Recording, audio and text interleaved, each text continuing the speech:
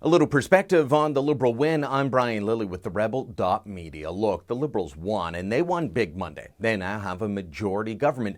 But I noticed something in the media coverage that left me wondering if some media party members, so elated with the victory of their man Justin, left me wondering if they had lost all perspective. Look at some of these headlines and subheads. From CBC, Justin Trudeau, I will be the Prime Minister of all Canadians. And then the subheadline, Liberals win landslide fighting Tory attacks with optimism, energy.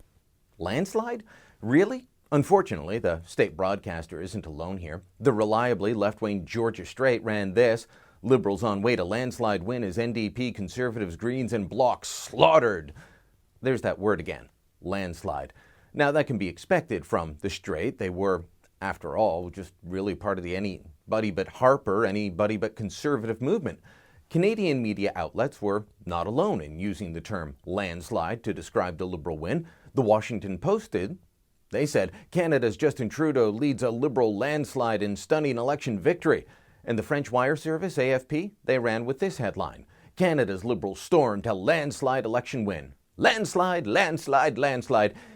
Not really. It makes me think of one of my favorite movie lines. You keep using the word.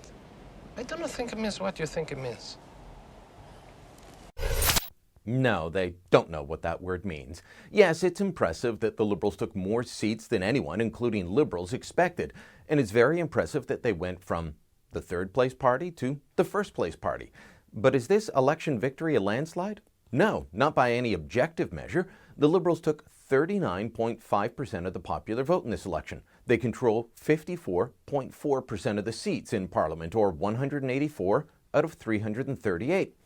Now let's compare that to the 2011 election that the Conservatives won, where they took 39.6% of the popular vote. They controlled 53.8% of the seats, or 166 out of 308 seats in Parliament. You know what word didn't get used then?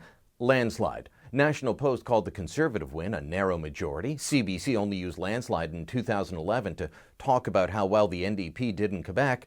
In 2011, the Conservatives, well, they only won a majority. In 2015, with almost identical numbers, the Liberals, well, they won a landslide. What's the difference? The media party wanted the Liberal win. You could see it in their faces, hear it in their voices, read it in their copy. And I'm not just talking about Craig Oliver's crazy rant as he was joyful that the son of his old canoeing buddy, Pierre Trudeau, won back the palace for the forces of good.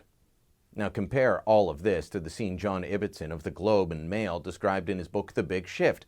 On election night 2007, he was at the Conservative election headquarters as they won, majority nobody expected, and Ibbitson writes that one journalist, in the midst of all this, one reporter turned to another and says quietly, "I think I'm going to be sick." It's similar to the cursing I heard from many, including one particular CBC television reporter, now gone from Ottawa, but smiling at the Liberal win from Calgary the other day. She cursed a blue streak on the campaign plane in 2006 for all to hear that thought the Conservatives could win a minority back then. You should have heard what she said. It was unbelievable.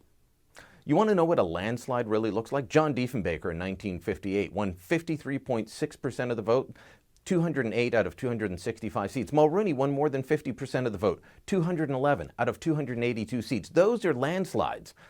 What we learned from this is a Conservative win is bad, it's just a majority. But a Liberal win is good, and it's a landslide with sunny optimism. You know, for the past 10 years, when the Harper Conservatives' electoral successes come up, progressive Canadians have been quick to claim that because more than 60% of Canadians didn't vote Conservative, that Harper was not leading a truly legitimate government. Well, guess what? More than 60% did not vote for Trudeau and the Liberals. And while I believe in our Westminster-style parliament, our first-past-the-post system, I also say what's good for the goose is good for the gander.